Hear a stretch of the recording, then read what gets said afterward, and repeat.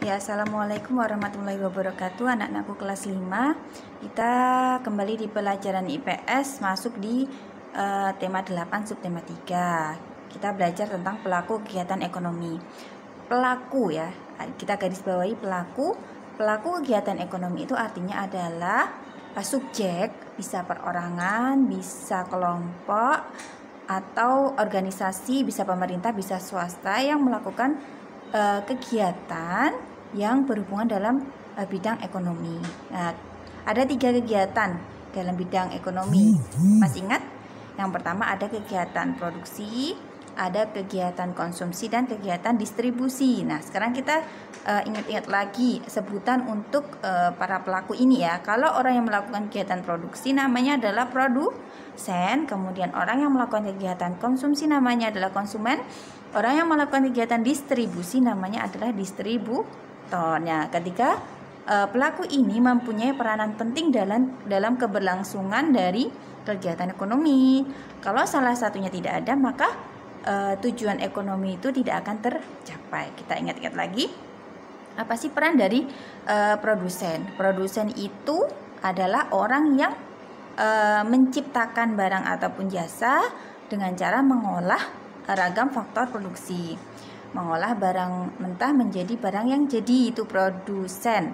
Kemudian selain itu produsen itu juga berperan untuk memenuhi kebutuhan para konsumen gitu. Kemudian kita masuk ke konsumen. Nah, konsumen itu apa sih?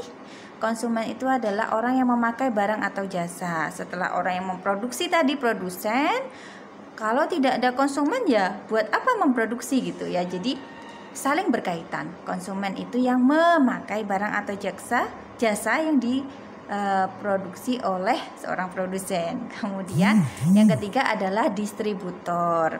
Nah, distributor adalah orang yang menyalurkan barang atau jasa tadi kepada konsumen. Nah, kalau tidak ada distributor, nanti barang-barangnya itu tidak akan sampai kepada konsumen. Jadi ketika pelaku ekonomi itu sangat berperan penting dalam kegiatan ekonomi. Nah, coba anak-anak simak ya. Kalau ada soal seperti ini, bentuk kegiatan produksi berikut ini adalah, kamu pilih ya. Apakah A, ibu membeli ikan pada pedagang di pasar? Atau B, Ira pergi ke taman kota menggunakan bus? Atau C, Pak Heru membuat kerajinan dari bahan rotan? Atau D, Bu Ida bekerja sebagai agen tabung gas LPG di kotanya? Kira-kira yang mana? Ya, yang betul adalah yang C, Pak Heru membuat kerajinan dari bahan rotan. Jadi produksi itu kan membuat. Nah, kalau yang A, membeli ikan, berarti dia konsumsi. Ibu tadi konsumen ya, konsumsi kegiatannya. Kemudian pergi ke taman kota menggunakan bus, ia memakai, berarti konsumsi juga. Kemudian yang C tadi membuat, itu produksi ya. Yang D, bekerja sebagai agen tabung gas LPG, agen tabung, berarti dia adalah penyalur, berarti distributor gitu. Ada soal lagi, coba diperhatikan. Distribusi langsung dilakukan dengan A, tanpa perantara, B, menggunakan perantara, C, alat-alat modal, atau D, tenaga kerja. Distribusi langsung dilakukan dengan titik-titik. Jawabannya adalah kalau langsung yang A, tanpa perantara. Nah, ini ada di evaluasi pembelajaran 3 nomor 4 dan 5. Nanti kalian simak sendiri ya. Kalau di buku kalian halaman 79.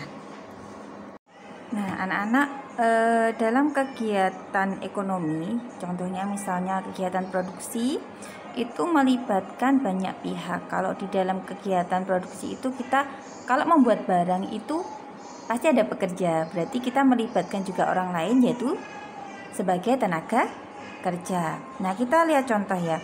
Misalnya ada produksi mebel. Mebel itu usaha membuat kayak meja, kursi yang terbuat dari kayu, itu namanya mebel ya. Itu punya keterlibatan banyak orang. Nah, perannya banyak sekali yang ada di situ. Contohnya dari yang pertama, buruh angkut, ada pemilik perajin kayu sendiri, buruh angkut, pemilik perajin kayu, kemudian ada perajin kayunya, dan pemilik toko mebel. Nah, Alurnya yang pertama, kalau produksi mebel itu kan berarti dari kayu dulu ya. Kayu ditebang, diambil dari hutan, itu kan butuh buruh pengangkut ya. Kemudian baru ke pemilik perajin kayu, karena dia yang punya usaha, dia yang menentukan mau bikin apa gitu ya. Yang memberikan modalnya untuk membuat kerajinan kayu tersebut. Kemudian baru ke perajin kayu itu yang membuat aneka hasil produk berupa kayu tadi, bisa meja, kursi, lemari dan sebagainya, itu perajin kayu. Kemudian baru kalau udah jadi barang jadi siap disalurkan ke konsumen, kita butuh yang namanya toko. Nah, kalau mebel ya namanya toko mebel gitu ya, untuk menyalurkan kepada konsumen. Jadi dari kegiatan produksi sampai ke konsumen itu, dari produsen ke konsumen itu membutuhkan keterlibatan banyak pihak gitu ya. Nah, sekarang coba kalian buka di buku kalian itu halaman 82 ya, nomor 4 dan 5 IPS. Ya. Soalnya yang nomor 4, agen yang menyalurkan gas. Menyalurkan berarti apa? Nah, gas ke konsumen melalui kegiatan apa? Kalau menyalurkan berarti A. distribusi, B. produksi, C. konsumsi, atau D. impor. Jawabannya adalah yang A. distribusi. Nah, lanjut yang nomor 5, jasa. Nah, garis bawahi ya, jasa yang diberikan para pelaku ekonomi pada kegiatan konsumsi biasanya dalam bentuk apa? A. menyalurkan barang, B. menghasilkan produk, C. membayar pajak, atau D. menyewakan barang jasa untuk kegiatan konsumsi. Berarti jawaban yang tepat adalah yang D. menyewakan barang. Nah, anak-anak, untuk tugasnya silahkan kalian mengerjakan evaluasi subtema 3. Kalau di buku kalian coba dicek ya, PKN 88, 89, 90, 91, 92, 93, 94. Coba dicek apakah betul di halaman 94 evaluasi subtema 3 IPS di KD 3.3 yang IPS ya. Nanti kalau ada salah halamannya silahkan nanti dibetulkan sendiri.